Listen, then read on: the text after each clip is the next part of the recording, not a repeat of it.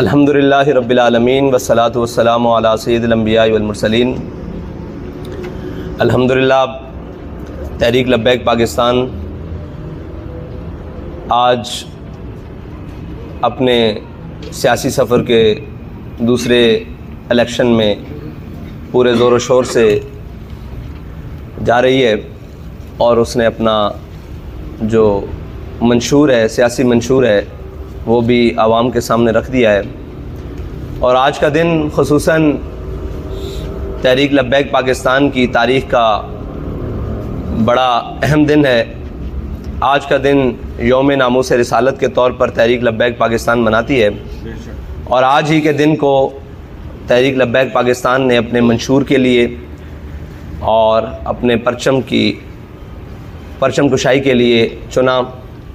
और तहरीक लब्बैक पाकिस्तान अपने बुनियादी नज़रिए, नामूस रिसालत, ख़त्म नबूवत और दीन इस्लाम की सरबुलंदी के लिए मार्ज़ वजूद में आई और इसी की बुनियाद पर तहरीक लब्बैक पाकिस्तान की सियासत है, खिदमत है, मुआशरत है, तहज़ीब है, मईशत है। इन्हीं उसूलों की बुनियाद पर, जिन उसूलों की बुनियाद पर पाकिस्तान मार्ज़ वजूद में आया और आज भी पाकिस्तान की पार्लियामेंट के माथे पर ला इलाहा इल्लल्लाह मुहम्मद रसूलुल्लाह लिखा हुआ है। पाकिस्तान तहरीक लब्बैक पाकिस्तान के तमाम मकासद ला से शुरू होकर मुहम्मद रसूलुल्लाह तक ख़त्म होते हैं और इसी के नज़रिए पर इंशाअल्लाह तहरीक लब्बैक पाकिस्तान अवाम पाकिस्तान, अब मुल्क पाकिस्तान और इस्लाम की खिदमत करती रहेगी। अच्छा, आप साहब सवाल करें? जी इस पर ये बताएं कि आप साहब आपसे पहले भी एक सियासी जमात है तो मजहबी तौर पे, और हम सब भी मजहबी तौर पे मानते हैं, उन्होंने यही मंशूर रखा है, लेकिन जब सियासी तौर पे देखा जाता है तो उनको कोई सीटें नहीं मिलती। अगर मौजूदा हालात में देखा जाए तो आपकी जमात इस वक्त सियासी तौर पे कहीं भी नज़र नहीं आ रही। अगर हम मजहबी तौर पे देखें तो जब हमारा वक्त टाइम आता है वोट डालने का तो हम सियासी जमातों को डालते हैं, मजहब के तो साथ अपने होते हैं। आपकी जमात इस वक्त पूरे, अगर पाकिस्तान या लाहौर की बात कीजिए तो आपके कैंडिडेट की कहीं भी कोई इतना पकड़ नहीं है कि वो अवाम को इस तरफ लाते हैं कि वो वोट डाल सके। सेकंड ये सवाल है कि आपके इस्टेब्लिशमेंट के साथ मामला तय हो गए हैं, बेहतर हैं, आप समझते हैं कि आप इस इलेक्शन में कोई कामयाबी या सीटें ज़्यादा निकाल के पार्लियामेंट में चले जाएंगे? तहरीक लब्बैक पाकिस्तान की ग्राउंड पर अगर चीज़ें मौजूद नहीं हैं तो इस वक्त तमाम सियासी जमातें सिर्फ़ और सिर्फ तहरीक लब्बैक पाकिस्तान से ख़ाइफ़ हैं। और तहरीक लब्बैक पाकिस्तान के जितने भी कैंडिडेट्स हैं और ज़िम्मेदारान हैं, आप पता नहीं किस शहर की बात कर रहे हैं या किस ज़िले की बात कर रहे हैं या मुल्क की बात कर रहे हैं। अगर बॉर्डर पार से आए हैं तो उसका मुझे इल्म नहीं है। अगर आप पाकिस्तान की बात कर रहे हैं तो पाकिस्तान के अंदर इस वक्त इलेक्शन कमीशन ने जो फ़हरिस्त जारी की है वो 1400 से ज़्यादा की है जो तहरीक लब्बैक पाकिस्तान के उम्मीदवार हैं। और रही बात इलेक्शन कम्पेन की, तो इलेक्शन कम्पेन में भी इस वक्त मौजूद हैं हमारे दफातर, ज़िली हों, यूसी हों, पीपीज़ हों, मरकज़ी दफातर हों, वो उम्मीदवारान से भी भरे पड़े हैं। और हमारे कारकुनान इस वक्त पाकिस्तान के गली कूचों में अपनी कम्पेन जारी रखे हुए हैं। तो हाँ, वो मीडिया की ज़ेब व ज़ीनत नहीं बन पा रहे और वो उन आँखों की ज़ेब व ज़ीनत नहीं बन पा रहे जिनको ये चीज़ें नागवार गुजरती हैं। तो ये एक अलग बात है।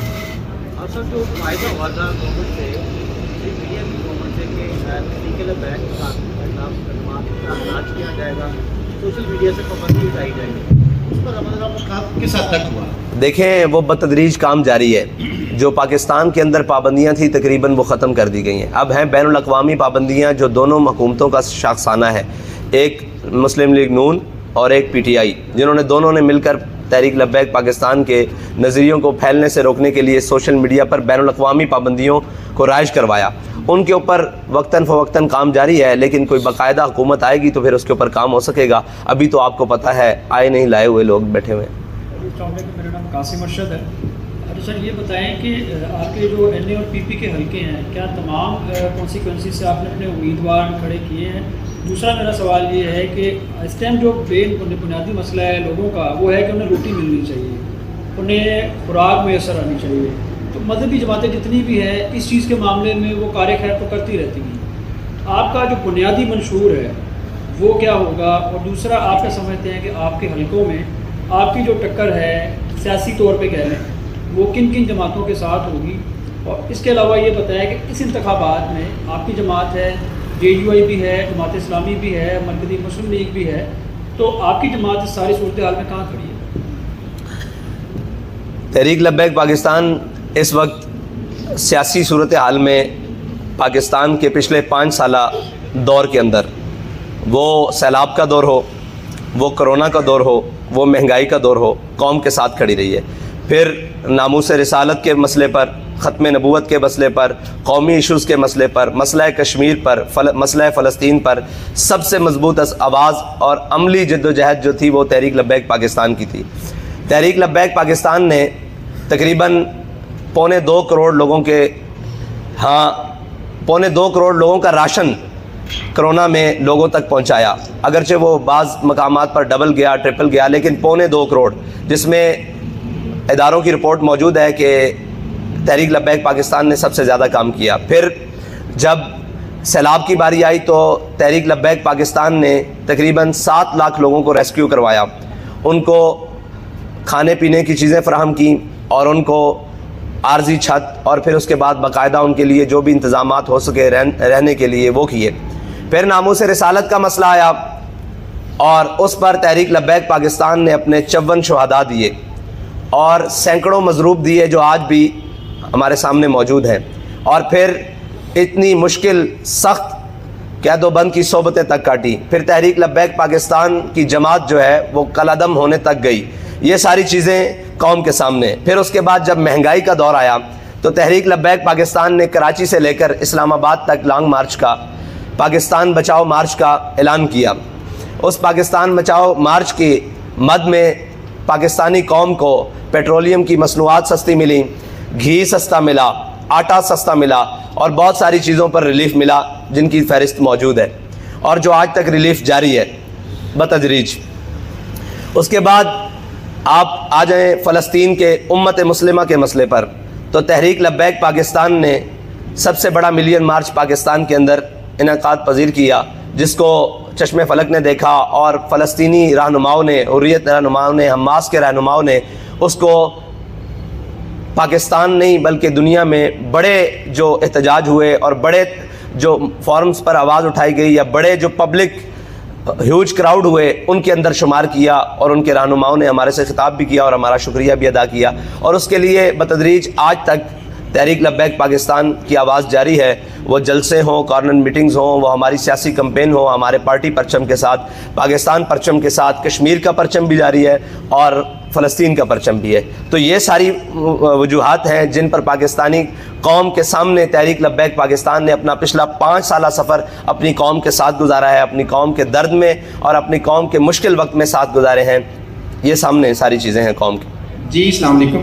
नवाज़ भट्टी सर, मेरा आपसे ये सवाल है, निज़ामी अदब पर मैं बात करना चाहता हूँ कि एक शख्स को एक अदालत एक चीफ जस्टिस मुजरम करार देती है, ताहयात कर देती है और सेकंड वही उसी शख्स को अदालत जो रिलीफ दे देती है, बल्कि उसी के लिए ग्राउंड बनाई जा रही है, उसी के लिए इलेक्शन और सिलेक्शन होती जा रही है। आप क्या समझते हैं कि आप इलेक्शन लड़ेंगे और इलेक्शन तो कहीं और होंगे, सिलेक्शन कहीं और होगी, तो आप इस इलेक्शन को एक्सेप्ट करेंगे या कि ये इलेक्शन भी उसी तरह नजर हो जाएगा जैसे भी हमारा भाई ये कह रहा था कि एस्टेब्लिशमेंट के साथ? तो ये इलेक्शन और सिलेक्शन में क्या फ़र्क है सर, जरा ये बताइए। इलेक्शन और सिलेक्शन में इसी तरह फ़र्क है जो पिछले 2018 में सिलेक्शन की गई।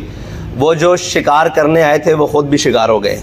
यही सारी सूरत हाल है और हम तो ये यकीन रखते हैं कि पाकिस्तान के अंदर आज़ादाना और मुनसिफाना इलेक्शन होने चाहिए और पाकिस्तान की सियासी जमातों को अपने सियासी कैरियर के अंदर किसी को भी आवाज़ नहीं देनी चाहिए कि मैं जीत रहा हूँ या हार रहा हूँ, मैं उठाया जा रहा हूँ या रुलाया जा रहा हूँ। ये सारा सियासी सफ़र है, इसको अपनी कौम के सामने रखते हुए ये गुजारना चाहिए।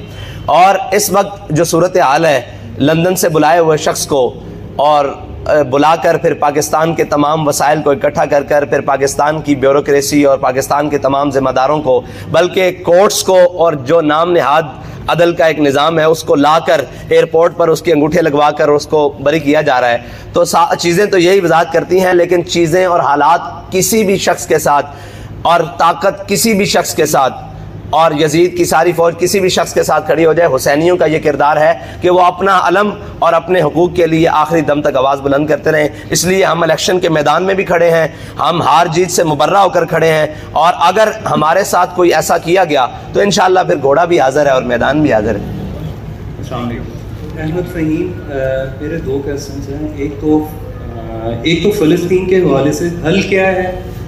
पूरी दुनिया में रैलीज निकली लेकिन उसका हल कुछ नहीं निकला। आपसे ये पूछना है कि इसका हल क्या है आपकी नज़र में? रैलीज अभी निकल रही हैं लेकिन उन पर कोई असर नहीं हो रहा। दूसरा ये मैं आपसे पूछना चाहूँगा कि आप इंतखाबात में किससे एक सवाल का जवाब ले फिर। आपने कहा कि फ़लस्तीन का हल क्या है।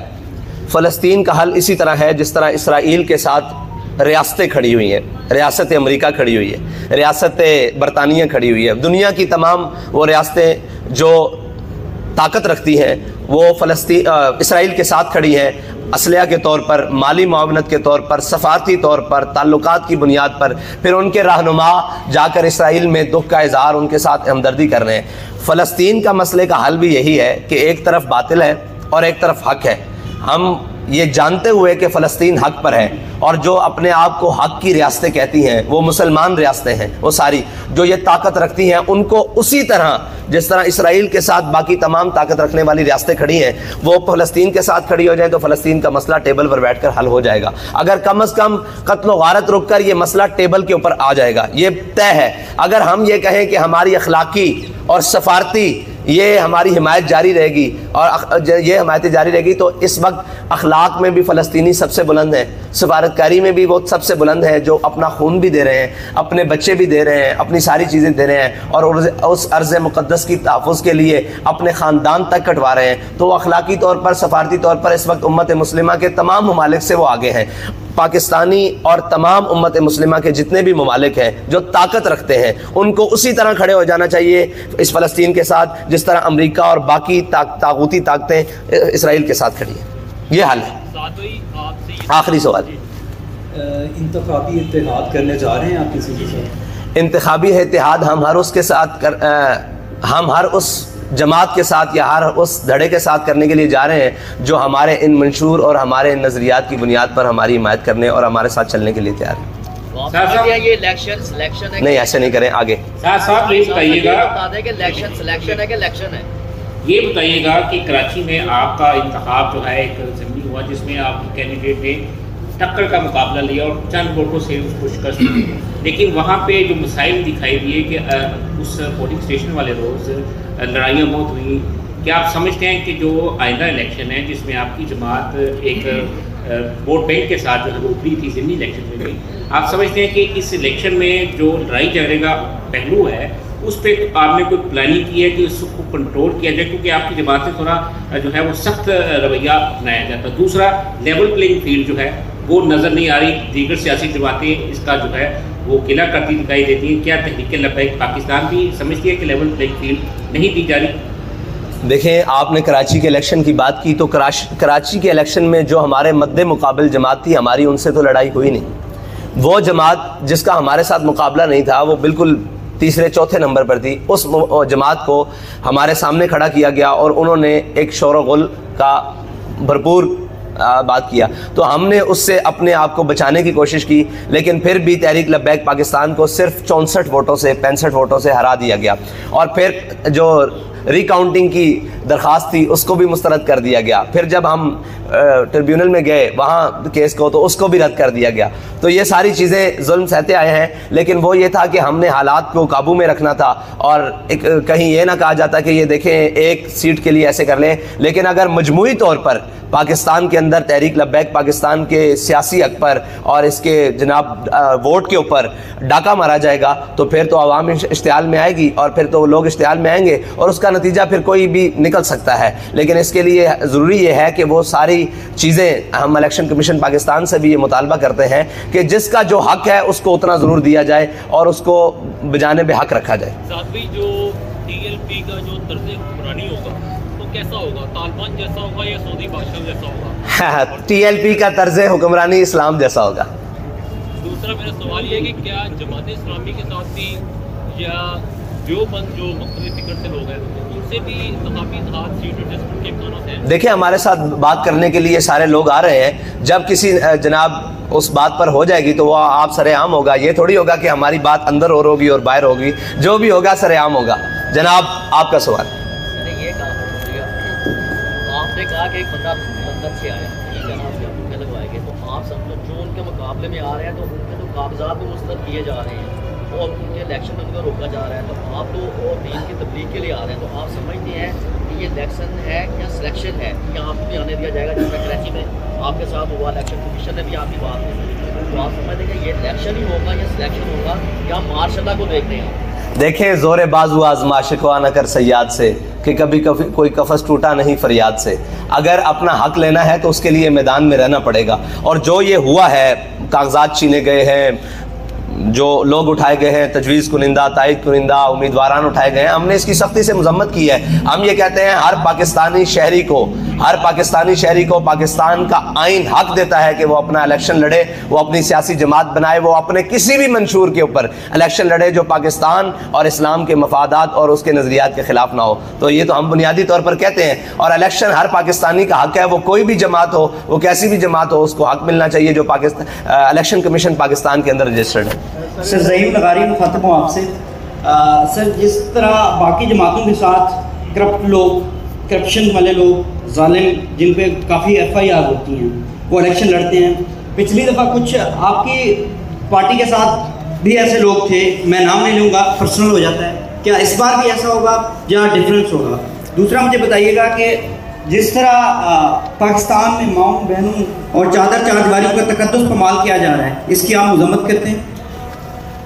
जनाब, आपने कहा कि करप्ट लोगों का जिनके ऊपर FIRs हैं। देखें, FIRs तो इस वक्त पाकिस्तान के अंदर जिस शख्स पर सबसे ज़्यादा है वो साद हुसैन रिजवी है, और इससे पहले जिस पर सबसे ज़्यादा है वो अल्लामा खादिम हुसैन रिजवी नव्वरल्लाहु मरकदहू, जिनके ऊपर 1400 से ज़्यादा FIRs हैं, और जो छुपाई हुई थी वो 2200 निकली, और आज भी हम पर हैं। देखें, ये इल्ज़ाम है, और वो आपके सामने रकीबों ने रपट लिखवाई है जा के थाने में कि अकबर नाम लेता है खुदा का इस ज़माने में। तो हम पर जो FIRs मौजूद हैं, और हमारी ये शुरा के जितने अरकान खड़े हुए हैं, ये FIR से मतलब हमारे नामा अमाल भरे पड़े हैं। अगर आप ये कहें कि ये करप्ट हैं, ये चोर हैं, हम पर FIR पाकिस्तान काटने पर, पाकिस्तान को तोड़ने के, पाकिस्तान के साथ गद्दारी करने पर, कौम का माल लूटने पर FIR नहीं है। हमें हक की सदा बुलंद करने पर FIRs हैं, और इस पर हमें फ़ख्र है, और हमने लिस्टें सारी जमा करवाई हैं। दूसरी बात आपने की, जिस तरह माओ बहनों, हाँ, चादरवारियों का तकद्दुस हमने तो उस वक्त भी की जब सब लोग 9 मई की मजम्मत कर रहे थे, और हम माओ बहनों के तकद्दुस की मजम्मत कर रहे थे,